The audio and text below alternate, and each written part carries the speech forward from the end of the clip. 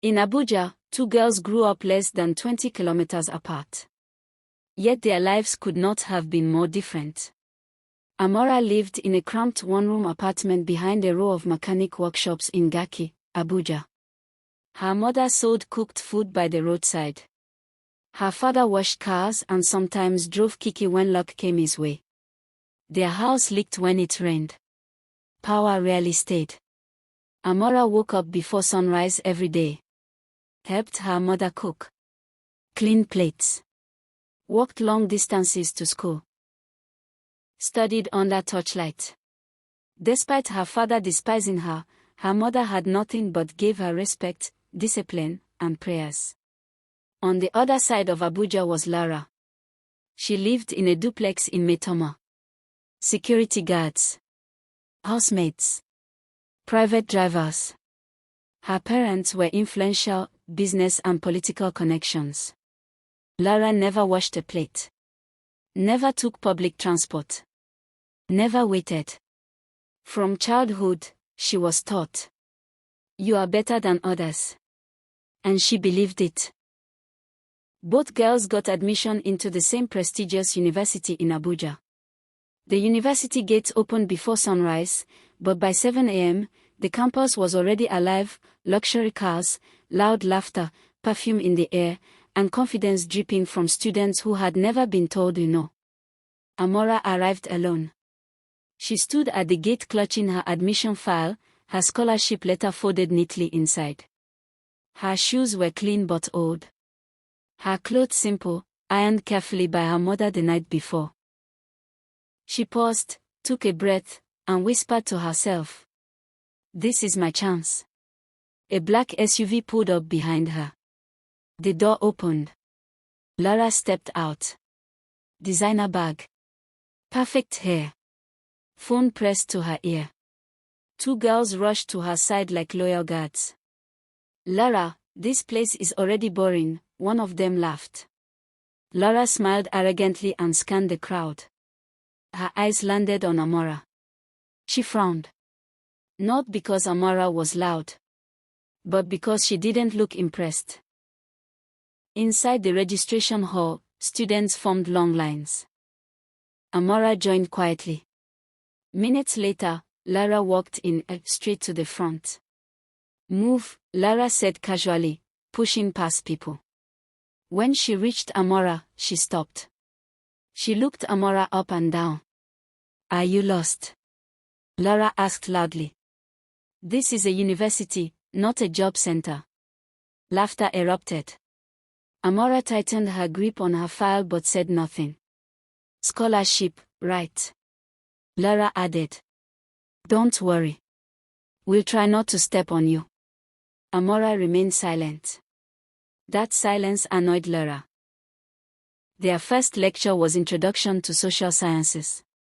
Amara arrived early and sat in front. Lara walked in late, deliberately loud. She stopped when she saw Amara seated where she wanted. "You," Lara snapped, pointing. "That seat is taken." "There's no name on it," Amara replied calmly. The hall went quiet. Lara smiled slowly. "You're bold for someone who doesn't belong here." She sat behind Amara and whispered loudly throughout the lecture. "Imagine fighting rich kids with borrowed admission." Students laughed. The lecturer ignored it. Amara wrote her notes. The campus changed the morning Ethan Adewale arrived. It wasn't announced officially, but everyone knew. Black SUVs. Security men. Whispers racing faster than Wi-Fi. "That's him. The senator's son. He transferred from abroad." Girls adjusted their clothes. Boys straightened up. Lara noticed immediately. And she smiled. Ethan stepped out of the car quietly. No noise. No arrogance. No entourage of admirers. Tall. Calm. Well-dressed. His eyes scanned the campus and landed on Amara. She was seated under a tree, reading her notes, completely unaware of the storm she was about to attract. Ethan paused. Something about her stillness pulled him in. Lara saw it. Her smile faded. Same lecture hall. Same row. Lara made sure the seat beside her was free. She smiled brightly. "Hi," she said sweetly. "You can sit here." Ethan glanced, then walked past her. He sat beside Amara. The hall froze. Amara looked up, surprised. "Is this seat free?" Ethan asked politely. She nodded. Lara's nails dug into her palm. After the lecture, Ethan spoke to Amara. Not flirtatious. Not loud. "You take notes seriously," he said. "I like that." Amara smiled awkwardly. "I have to," she replied. Lara watched from a distance, stunned. No one had ever chosen someone else over her. That evening, Lara confronted Amara outside the hostel. "Stay away from him," she warned. "He's not your class." Amara met her eyes calmly. "He spoke to me," she said. "I didn't force him." That calmness enraged Lara. "Don't forget where you come from," Lara hissed. "Men like him don't marry girls like you." From that day, Lara's cruelty intensified. She spread rumors that Amara was using spirituality to attract Ethan. Claimed Amara was desperate and sleeping around. Paid classmates to monitor Amara. Tried to embarrass her in front of Ethan. During one lecture, Lara laughed loudly and said, "Some people think a senator's son will save them from poverty." The class laughed. Ethan turned. "That's unnecessary," he said calmly. Silence. Lara felt slapped. The morning of the university's parents' and students' grand event arrived with tension hanging in the air like thick smoke. Campus had never looked like this. Red carpets. White canopies. Security at every corner. This was not just a celebration. It was a display of status. Amara arrived early. Her mother held her hand tightly, eyes shining with pride. She wore a simple lace dress, modest, neat, dignified. "My daughter," her mother whispered. "I'm proud of you." Amara smiled softly. Behind them walked her father. His face was dark. He hated events like this. Places where lives could collapse. He adjusted his cap nervously, scanning faces. He avoided looking at Amara. Minutes later, a convoy of luxury cars pulled in. People turned. Phones came out. Lara stepped out like she owned the ground. Her mother wore diamonds. Her father smiled confidently, greeting dignitaries. Lara spotted Amara immediately. She leaned toward her mother. "That's her," she whispered. "The poor girl I told you about." Her mother glanced dismissively. "Ignore her. People like that know their place." Amara heard nothing. But her father did. And his stomach twisted. Then the atmosphere changed. A black SUV pulled up. Security tightened. Ethan stepped out with his parents. His father, calm, respected, powerful. His mother, graceful, observant. Whispers rippled through the crowd. "That's the senator. His son chose this school." Ethan's eyes searched the crowd. They found Amara. He smiled. And walked toward her. Ethan greeted Amara's mother respectfully. "Ma, you raised a remarkable daughter." Her eyes filled with tears. Amara's father stiffened. This was a world he didn't belong in. Then Lara struck. She dragged her parents forward, intercepting Ethan. "Daddy, Mommy," Lara said sweetly. "This is Ethan, the senator's son." Her parents beamed instantly. They shook hands enthusiastically. Ethan was polite, distant. Lara leaned closer to Amara afterward and whispered, "You see, status speaks louder than effort." Amara looked down. Her mother squeezed her hand. As people mingled, Amara's father looked up. His eyes locked onto Lara's father. Time froze. Sweat broke out on his forehead. His legs weakened. Standing near the stage was the university nurse. She had been observing Amara all day. Then she saw Amara's father staring at Lara's parents. And her memory cracked open. The noise of the event faded. Laughter blurred. The nurse's mind slipped backward, 20 years back, into a dim private hospital room. She remembered the smell of antiseptic, the crying of two newborns, a man pacing nervously. The same man. Younger then. Desperate. She remembered him pulling her aside. Please, he had whispered. I'm begging you. He spoke of poverty, of hunger, of opportunity, of how the rich never felt loss. She remembered shaking her head. Then the envelope. Thick. Heavy. She remembered her hands trembling. Back at the event, the nurse's knees weakened. She leaned against the table. Her eyes drifted to Amara. The girl she had grown fond of. The quiet one. The scholarship student. The girl who once cried in her office and said, "My father hates me, and I don't know why." The nurse swallowed hard. The nurse stood frozen at the edge of the stage. Her heart pounded so loudly she was sure the microphone would pick it up. Her palms were wet. Her knees trembled. For 20 years, she had lived with this weight. Walking, smiling, helping students. While a lie breathed quietly inside her. Today, it was screaming. The MC paused mid-sentence. The nurse stepped forward. "Excuse me," she said softly. No one noticed. She cleared her throat. Her voice cracked. "Please. I need everyone's attention." Murmurs rippled through the crowd. She gripped the microphone with both hands. It shook. "My name is Nurse Grace." Her eyes scanned the audience. They landed on Amara. Then her mother. Then him. Amara's father. Their eyes met.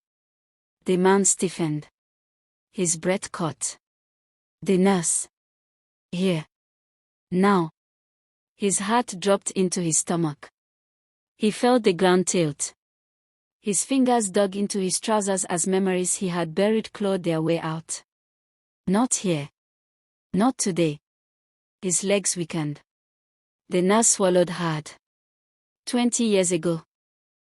I made a mistake. Her voice echoed. The crowd hushed. A mistake that followed me every single day of my life. Her lips trembled. Tears welled. She paused, fighting the urge to run. I helped switch 2 babies at birth. Gasps. Phones froze midair. Amara's father staggered backward. His face drained of color. This was it. The lie had found its voice. Her shoulders shook. I told myself it didn't matter, she cried. But every time I saw this girl. She pointed at Amara. I felt my soul tearing apart. Amara froze. Her mother clutched her chest.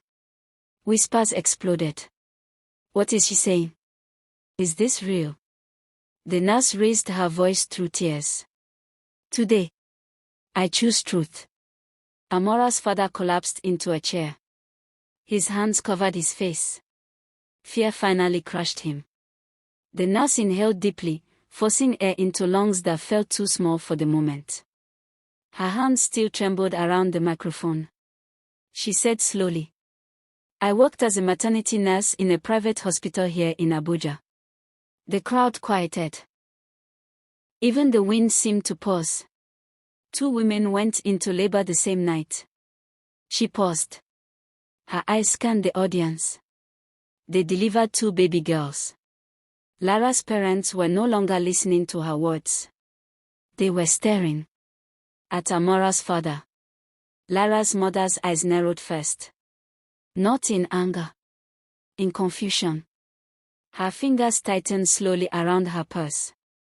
Why does he look so familiar? She whispered. Lara's father leaned closer, annoyed. Focus on what she's saying, he muttered. But even he had begun to stare. The nurse's voice floated in the background. That night, there was a man who kept pacing the corridor. And suddenly, it hit him.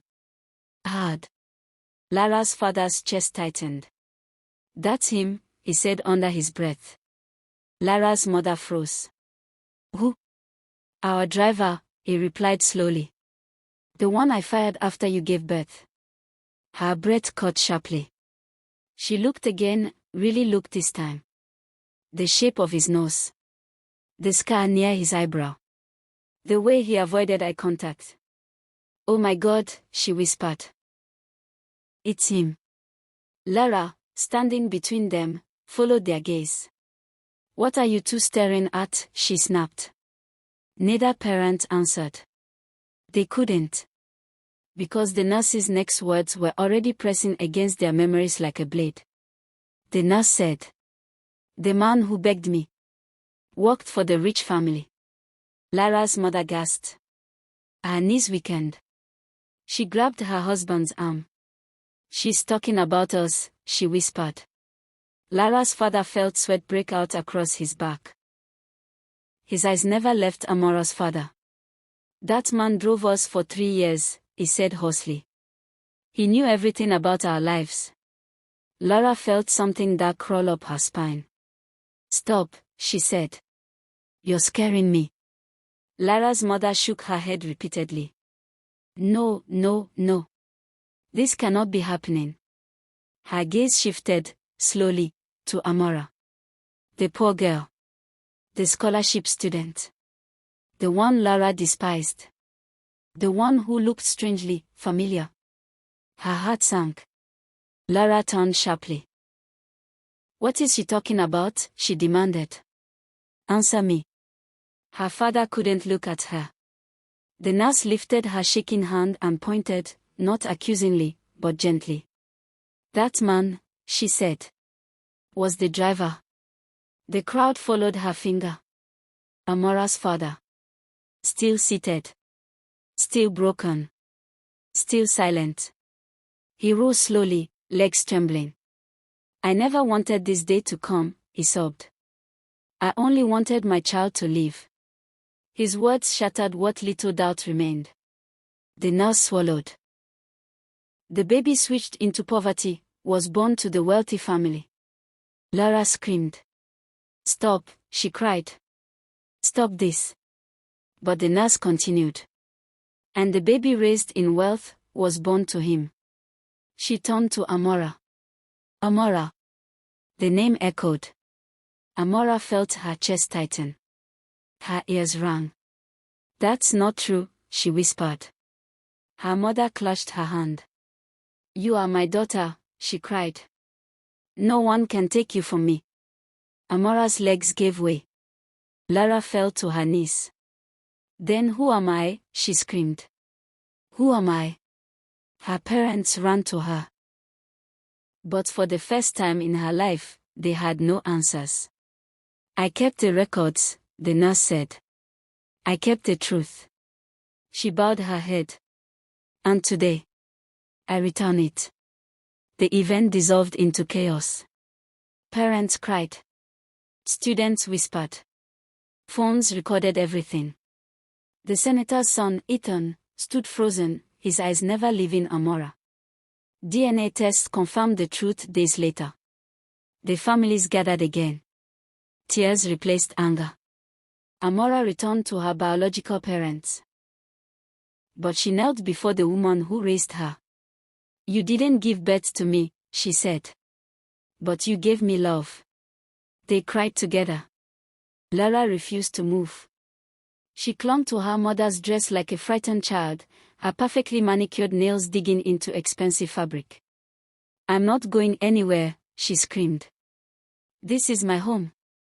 Her biological parents, The ones who had raised her in wealth were crying too, but the truth had already drawn an invisible line. The DNA results lay on the table. Code. Final. Lara's biological mother knelt in front of her. Her voice broke. My child, this is not what we planned. Lara shook violently. Planned, she cried. You are my parents. Look at me. Her father turned his face away, unable to watch. Across the room, a thin woman stood quietly, Lara's biological mother. Poor. Nervous.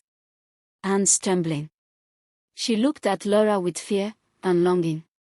Amara's life changed. Wealth. Security.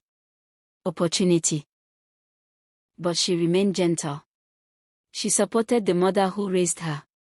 Lara struggled. Luxury vanished. Entitlement crumbled. She learned, painful,